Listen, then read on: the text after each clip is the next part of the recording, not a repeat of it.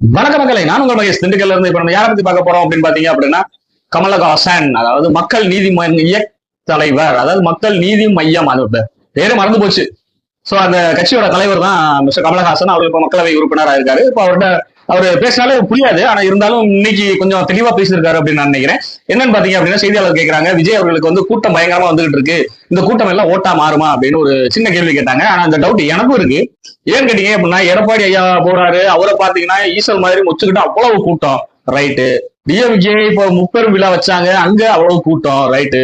நாம் தமிழர் கட்சி அவங்க கூட்டமா, அவங்க மீட்டிங்லயும் கூட்டம் பயங்கரமா இருக்கு. அதுக்கப்புறம் மதிமுக பொதுக்கூட்டம் போட்டிருந்தாங்க, அங்கேயும் கூட்டம் அதிகமா இருக்கு.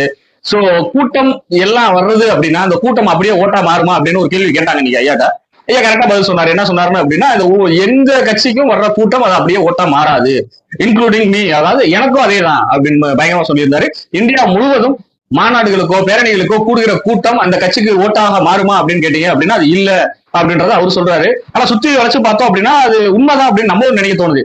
ஏன்னு கேட்டீங்க அப்படின்னா, இப்ப விஜய்க்கு வர்ற கூட்டத்தை பாத்தீங்க அப்படின்னா, இந்த கூட்டத்துக்கு ஓட்டா மாறினாலே அவர் ஒரு பெர்சன்டேஜ் போயிருவாரு. அதே மாதிரி தான் அடுத்த கட்சியும் பாத்தீங்க அப்படின்னா, இப்ப இவங்களெல்லாம் விட்டுருவோம், ரேஸ்ல தனியா ஒருத்தர் ஓடிட்டு இருக்காருல்ல ஐயா எடப்பாடியார், அவருக்கு பாருங்க, அவர் போற பக்கம் பூராமே கூட்டம்.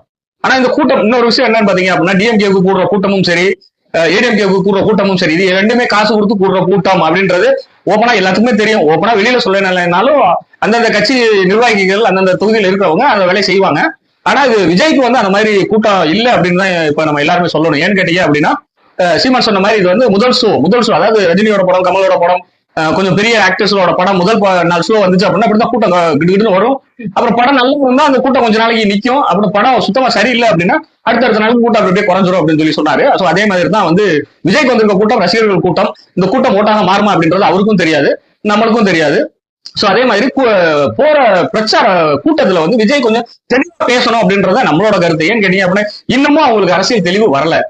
தலைவருக்கு வரலங்க போகும்போது கூட அதுக்கு கீழே இருக்கிறவங்களுக்கு எல்லாம் எப்படி வரும், ரெண்டாவது தொண்டர்களுக்கு எப்படி வரும் அப்படின்றது ஒரு பெரிய ஒரு கொஸ்டினா இருக்கு.